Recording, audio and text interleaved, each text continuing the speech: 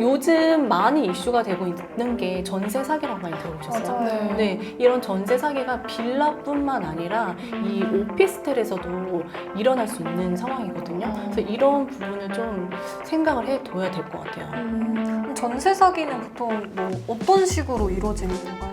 딱 이때 뭔가 쎄한 게 딱 상황이 발생을 해요. 보통 이게 주인이 좀 멀리 살아. 주인이 좀 멀리 살아서 내가 일임을 하는데 내가 대신 계약을 할 거야. 약간 이렇게 나오는 거예요. 그러면 여러분들 들었을 때 그런 것 같다. 이 부동산 이렇게 흘러가는구나. 네. 그냥 부동산 사장님이 뭐 하겠어? 약간 이런 식으로 할 수도 있거든요.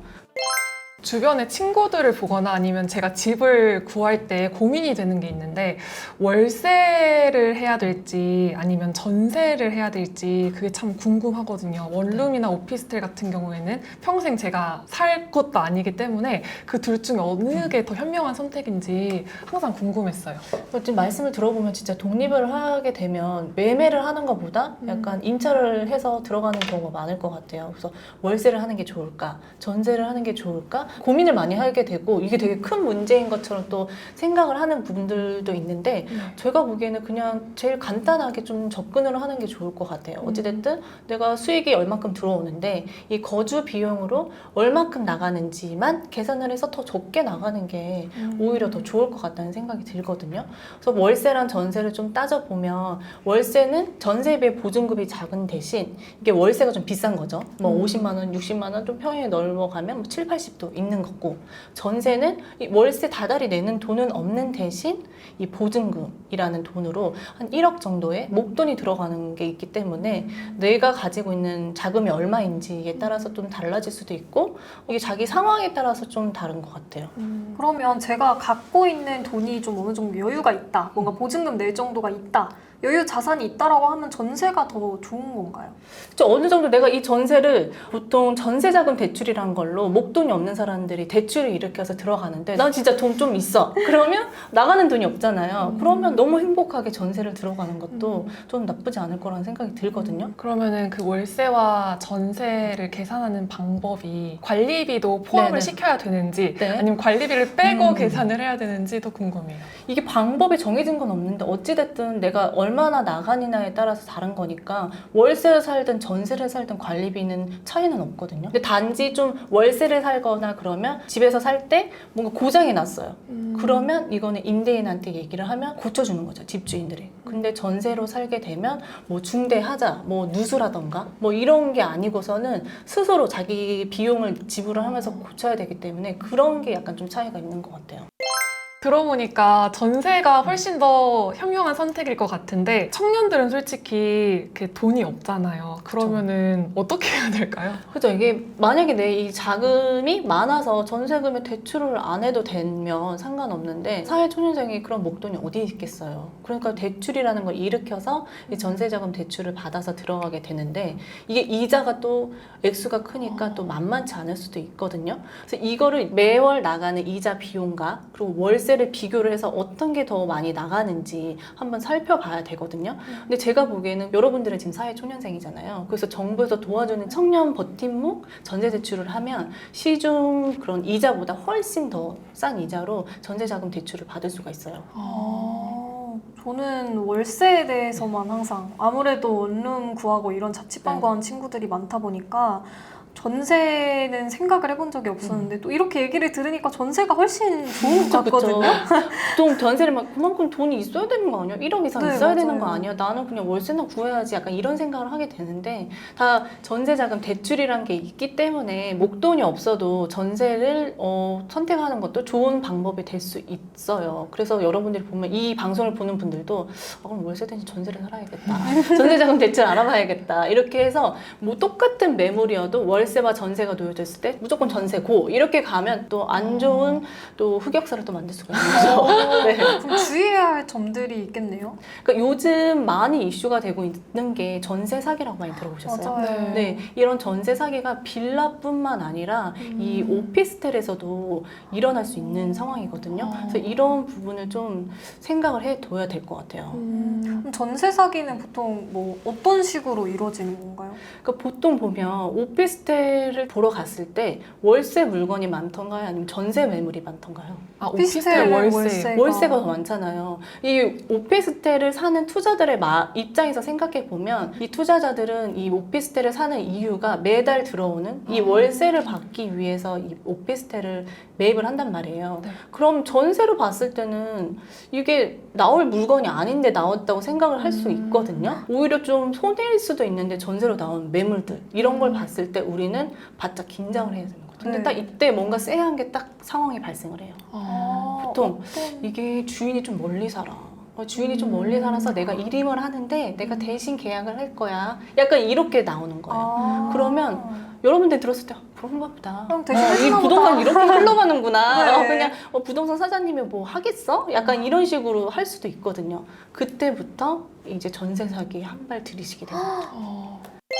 그러면 그런 상황에서는 좀 어떻게 예방을 할 수 있을지. 그러니까 이게 참 어려운 게 사기 아니에요가 제일 직접적으로 단답형으로 알 수 있지만 이렇게 말하는 순간 됐어요. 다른 사람한테 하면 돼요. 이렇게 갈 수 있는 거거든요.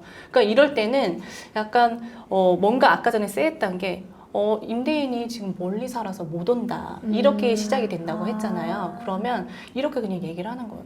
저희 부모님 너무 엄격하셔서 좀 혼자 하는 게 너무 걱정되셔서 임대인이랑 직접 계약을 하래요. 이렇게 얘기를 하면서 임대인이 진짜 계약할 수 있는지를 좀 여부를 물어보면서 이게 사기인지 아니인지 이런 거를 좀 가늠을 해볼 수 있는 게 좋을 것 같아요. 그런데도 이거 진짜야. 막 이러면서 나 믿어. 이렇게 하면 솔직히 할 말이 없잖아요. 그럼 최소한 영상통화라도 해서 이게 임대인이랑 솔직히 그렇게 계약을 많이 하거든요. 해외에 있거나 이러면 영상통화해서 이게 지금 신분증 이런 거 확인하고 이거 맞습니까? 이거 전세 계약하는 거 맞습니까? 이렇게 하면서 다 진행을 하기도 하거든요. 또 두 번째 체크해야 되는 게 이렇게 임대인이랑 다 했어요. 그러고 나서 월세를 매달 내거나 전세금을 또 통장에 입금을 하잖아요. 이 전세금을 입금하는 통장 이름이랑 내가 계약하는 임대인의 이름이 맞는지 이런 거를 딱 확인을 하면서 내가 이 사람이랑 진짜 계약을 하고 있고 내가 보낸 돈이 이 사람한테 들어갔구나 이거를 확인하는 게 제일 중요한 것 같아요. 네. 그러면 이게 그 중개인이 사기를 치는 경우에는 다른 부동산을 또 돌아보면서 그 같은 매물이 이게 이렇게 나와 있는 게 맞나요? 라고 묻는 것도 또 하나의 해결책이 될 수 있지 않나요? 저 그렇게 시나리오가 흘러가면 너무나 좋죠. 네. 근데 진짜 이게 사기도 상황에 맞춰야 모든 게 갖춰져야 또 사기가 될 수 있다는 게 보통 이렇게 사기가 행해지는 이런 부동산을 보면 주변에 부동산이 별로 없어요. 이게 딱 하나밖에 없거나 이게 정말 모든 게 갖춰졌다라는 것처럼 이게 시세를 불러보거나 좀 물어보고 싶은데 다른 부동산이 없는 거죠. 정말 철저하게 그쵸. 사기를 치는 환경이 조성돼 있는 거네요. 그렇죠. 그러니까 이게 내가 아무리 발버둥 쳐도 나올 수 없는 것처럼 내가 임대인이랑 직접 계약하지 않고서는 내가 빠져나올 수 없는 약간 이런 환경인 것 같아요. 그래서 제가 보기에는 아무리 전세금이 낮아도 이게 너무너무 컨디션이 좋아도 뭔가 진짜 임대인이랑도 직접 통화할 수도 없고 뭔가 좀 쎄한 느낌이 있다면 포기하는 것도 하나의 용기가 필요하다는 것처럼 이거는 정말 우리 사회초년생한테 맞는 것 같아요. 그렇다면 임대인들은 왜 중개사한테 대리로 계약을 하게끔 이렇게 맡기는 경우도 있잖아요. 맞아요. 왜 그런 걸까요? 이 월세를 보통 1년 정도 계약을 하긴 하잖아요. 근데 이 1년을 꽉 채우고 가는 임차인은 많이 없다고 했잖아요. 그러니까 몇 개월에 한 번씩 새로운 계약을. 임차인을 또 드리고 계약을 하고 하는 거예요. 뭐 내가 같은 동네 오피스텔이나 뭐 이런 데면 상관없겠지만 만약에 내가 강원도에 사는데 서울에 있는 오피스텔을 샀어. 그러면 이 계약을 하기 위해서 하루를 평일 빼가지고 서울에 또 와야 돼. 그러고 나서 그렇게 계약을 쓰고 내려가야 돼. 이거를 그냥 처음 1, 2년간은 그래 임대인이니까 내가 할 수 있지. 내가 해야 되는 일이지. 이렇게 생각하고 갔겠지만 이게 너무 잦아들고 같이 일하는 부동산 사장님도 너무 잘해주셔. 모든 걸 다 준비 세팅을 해놓고 그냥 사인만 하면 되게끔 너무 신뢰성을 보여주셔. 그러면 그때 이제 마음이 풀리는 거죠. 그리고 그때 부동산 사장님이 다음부터는 이렇게 번거롭게 안 오셔도 된다. 다음부터는 그냥 나한테 해주시면 내가 다 해서 할 테니까 그냥 이런 거 다 놓고 가셔라. 그렇게 얘기하면 감사합니다. 이렇게 가게 되는 거죠 진짜. 저는 얼마 전에 부동산에 갔는데 물론 그 중개사분이 그 해당 오피스텔의 임대인이셨던 거죠. 네. 그럼 그럴 경우에도 사기를 칠 확률이 높나요? 만약에 막 그 부동산 사장님이 진짜 그 연지님을 진짜 속이겠다 이런 뭐 계약서나 이런 것도 뭐 이중으로 막 계약한다 뭐 이렇게 되면 뭐 빠져나올 수는 없지만 기본적으로 계약하기 전에 오피스텔에 대한 뭔가 생활기록부라고 생각할 수 있는 등기부등본이라는 걸 열람할 수 있거든요. 그걸 보면 이제 주인이 어떻게 바뀌었고 뭐 이 주인이 뭐 대출이나 이런 게 있으면 뭐 얼마가 있고 이런 걸 샅샅하게 다 나오거든요. 그래서 그걸 보고서 이 사람이 진짜 많구나, 이게 언제 구입한 게 맞구나 이런 게 보인다면 약간은 긴장감이 있지만 이건 진짜 보면 안 돼, 약간 이런 매물은 또 아닐 수도 있을 것 같아요. 그럼 전세 사기는 딱 이렇게 한 가지 유형인가요? 너무너무 많지만 이걸 좀 크게 생각을 해보면 딱 두 가지 유형밖에 없거든요. 이것만 좀 생각해보고 내가 지금 맞닥뜨린 상황이 이 상황에 들어가냐, 이것만 좀 살펴보면 될 것 같아요. 첫 번째는 방금 말씀했다시피 여러 임대인을 속여서 부동산이 뭔가 중간에서 장난을 쳐서 하는 전세 사기가 한 가지가 있고, 두 번째는 요즘에 정말 많이 들었다시피 아까 전에 빌라왕 얘기했던 것처럼 한 사람이 정말 많은 부동산을 소유를 한 거예요. 그래서 이거에서 발생한 이 사기 수법으로 전세 사기가 있거든요. 이 부분을 좀 많이 조심을 하면 될 것 같아요. 그러면 일단 중개인을 찾아갔을 경우에는 그 임대인이 더 많은 세대를 소유하고 있다, 이런 건 좀 저희가 알기 힘들잖아요. 그렇죠. 그럴 경우에는 어떻게 해야 될까요? 그러니까 이 사람이 집을 도대체 얼마나 소유하고 있어, 이거는 알기 힘들 수가 있어요. 말하지 않는 이상 알 수는 네. 없죠. 근데 내가 지금 처해 있는 상황이 이 전세 사기로 갈 수 있는 상황이냐를 가늠해 볼 수는 있는 거예요. 어떻게 알아볼 수 있냐면, 보통 이렇게 한 사람이 주택을 많이 소유하게 되려면 정말 많은 부자였으면 이상할 게 없겠죠. 근데 이게 보면 돈이 그렇게 나랑 비슷한 이런 수익을 갖고 있는 사람들이 정말 수십 채, 많게는 수백 채를 갖고 있는 사람들도 있거든요. 그래서 이 사람들은 도대체 어디서 돈이 났나, 어떻게 이렇게 샀냐 살펴보면 실제로는 이 한 채를 사기 위해서 들어간 돈이 별로 안 들어간 거예요. 보면 이 매매가와 전세가의 차이가 별로 없는 거예요. 많으면 뭐 1,000만 원, 뭐 500만 원, 심지어 차이가 없는, 보통 무갭이라고 하거든요. 그래서 그런 투자를 많이 했던 사람들이 많은 거예요. 그래서 실제로 나는 돈 한 푼 들이지 않고 이런 소유권만 갖고 있는 사람들이 되게 많은 거예요. 근데 작년이랑 뭐 올해부터 해서 막 역전세는 아니다 막 해가지고 전세가가 많이 떨어졌다, 이런 얘기 좀 혹시 들어보셨나요? 네. 네, 그래서 지금 시세보다 떨어지면 내가 돌려줘야 되잖아요. 근데 이 돌려줄 돈이 없는 거예요.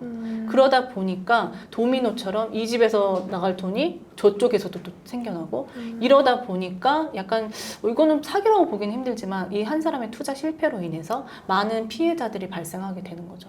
그래서 만약에 내가 지금 맞닥뜨린 상황이 이게 진짜 전세 사기로 갈 수 있나 보려면 이제 부동산에 가거나 사장님한테 이 매매가가 얼마고 전세가가 얼마인지 이런 걸 좀 살펴봐서 이게 진짜 갭이 좀 위험하다, 이거 좀 어떻게 될 수도 있겠다, 이러면 좀 조심해야겠구나, 이렇게 생각을 해봐야 될 것 같아요. 그 시세 차이를 꼭 확인을 해봐야겠네요.